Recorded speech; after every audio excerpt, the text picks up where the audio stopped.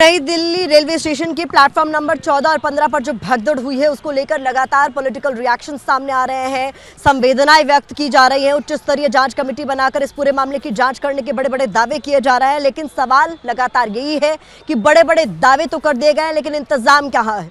लोग जो आंख मूंद कर आप पर विश्वास कर रहे हैं कि हमें एक जगह से दूसरी जगह पहुंचाने की जिम्मेदारी आपकी है, वो लोग जो कंफर्म टिकट लेकर प्रयागराज जाने की कोशिश कर रहे हैं लेकिन ट्रेन में सवार ही नहीं हो पा रहे हैं, प्लेटफॉर्म तक भी नहीं जा पा रहे हैं, उनके प्रति जवाबदेही किसकी है?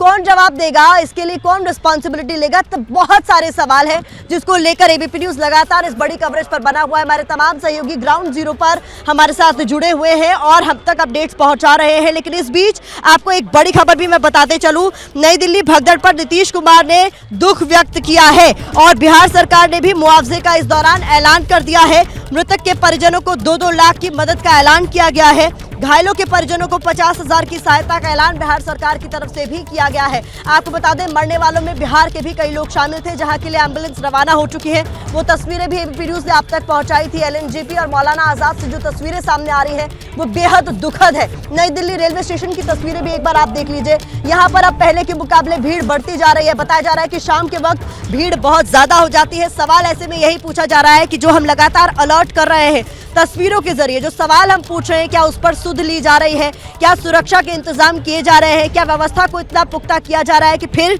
कोई ऐसा बड़ा हादसा अब दोबारा पेश ना आए? क्योंकि बड़ी तादाद थी कल रेलवे स्टेशन पर जो मौजूद कुली थे, जो यहाँ काम करने वाले लोग थे, उनकी तरफ से ये बात बार बार दोहराई जा रही है कि ऐसा लग रहा था जैसे कुंभ नई दिल्ली रेलवे स्टेशन पर ही है। इतनी भीड़ उन्होंने 20 सालों में पहले नहीं देखी, लेकिन जो हुआ है वो अपने आप में बहुत दुखद है। मैं आपको बता दूं, हमारे साथ हिमांशु शेखर का रिएक्शन, दरअसल सीपीआरओ है नॉर्दर्न रेलवे के, उनकी तरफ से क्या कुछ कहा गया ये भी सुन लीजिए।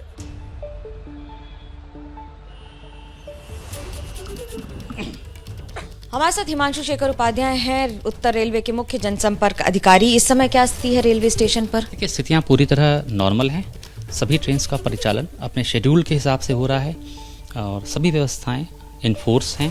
सभी it is just like another day, और सब कुछ परिचालन कहा जाए या यात्री सुविधाओं के बारे में कहा जाए या और जो अरेंजमेंट्स होते हैं सारे नॉर्मल हैं, बेहतर है। रेलवे ने अतिरिक्त ट्रेनें चलाई, तो क्या इस बात का अनुमान था कि इतनी भीड़ होगी या हमारी तैयारियां पूरी थी या कम थी? देखिए, हम लोगों ने, मैं बताऊं आपको, हम लोगों ने इस बार रिकॉर्ड संख्या चलाई हैं। और अगर आंकड़ों की बात करें तो मौनी अमावस्या के दिन तो प्रयागराज इसका हब है, क्योंकि सारा ट्रैफिक वहीं कन्वर्ज हो रहा है। तो मौनी अमावस्या के दिन हम लोगों ने 364 ट्रेन का प्रयागराज से बाहर की तरफ संचालन किया, आउटवर्ड। और अगर इनवर्ड ट्रेन जोड़ लिया जाए तो हम लोगों ने 440 से ज़्यादा ट्रेन का संचालन किया। इसका मतलब हुआ 24 घंटे में 364 ट्रेन के संचालन का मतलब हुआ हर 4 मिनट से भी कम में एक ट्रेन चलाना, जो कि एक रिकॉर्ड था, जो कि एक बहुत बड़ी उपलब्धि थी। और तो और हम लोगों ने इस बार 3,500 से ज़्यादा स्पेशल ट्रेन के परिचालन का प्लान किया हुआ है। और जिस हिसाब से हम एक्स्ट्रा नंबर में ट्रेन चला रहे हैं, मुझे लगता है कि 3,500 से कहीं ज़्यादा संख्या में हम ट्रेन चला ले जाएंगे। घायलों की संख्या कितनी है या मृतकों की संख्या कितनी है? इस बारे में हॉस्पिटल से भी कंफर्मेशन वेट किया जा रहा है। जैसे ही हॉस्पिटल से कंफर्मेशन आएगा मैं आपको बताऊँगा। घायलों के लिए और उनके परिजनों के लिए क्या संदेश है, क्योंकि वो बार बार ये जानने की कोशिश कर रहे हैं उनके लोग सुरक्षित हैं कि नहीं? देखिए, मैं आपको बताना चाहूँगा, सभी घायलों से जो भी लोग थे उनका संपर्क किया गया है और मुआवजा राशि की भी घोषणा की गई, डिस्ट्रीब्यूट भी की जा रही है। मृतकों को 10 लाख रुपये, गंभीर रूप से घायल लोगों को 2.5 लाख रुपये और सामान्य रूप से चोटिल घायल लोगों को 1 लाख रुपये की सहायता राशि प्रदान की गई है। और जो बाहर की तरफ जाने वाले लोग हैं उनके लिए हम पूरी मदद भी कर रहे हैं कि इस तरह की जो दुखद घटना हुई है, तो जो बाहर जाने वाले लोग उनकी हम पूरी मदद भी कर रहे हैं। कमेटी का गठन किया गया है, उसकी रिपोर्ट या कोई प्राथमिक इनपुट आया है? देखिए, अभी कमेटी का गठन किया गया है, हाई लेवल कमेटी है और अभी उसने जांच शुरू कर दी है और शीघ्र ही ये अपनी रिपोर्ट देगी। उसके बाद हमें समझ में आएगा कि क्या कारण थे बेहतर में और क्या हम बेहतर कर सकते हैं और आगे। कुंभ में अभी और भी कुछ दिन बाकी हैं, लोगों को क्या कहेंगे, क्योंकि जिस तरह से वीकेंड पर भीड़ बढ़ रही है उसके लिए तैयारियां क्या बेहतर होनी ज़रूरी है? देखिए, हम लोगों ने पिछले साल से, पिछले कुंभ से बहुत बेहतर तैयारियां की हैं और ये दिन प्रतिदिन हम और अच्छी से अच्छी तैयारी कर भी रहे हैं। सबसे बड़ी बात होती है स्पेशल ट्रेन चलाना, क्योंकि स्टेशन पर अच्छी तैयारी करके भी कोई फ़ायदा तब तक नहीं होगी जब तक हम ट्रेन नहीं चलाएंगे। तो सबसे बड़ी चीज़ होती है स्पेशल ट्रेन चलाना, तो वो रिकॉर्ड संख्या में इस बार चलाई जा रही हैं।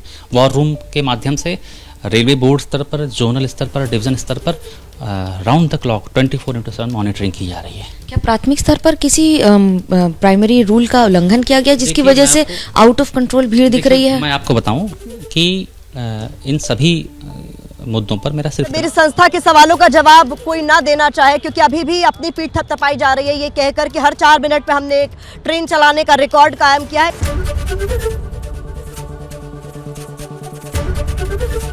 एबीपी गंगा, खबर आपकी, जुबान आपकी।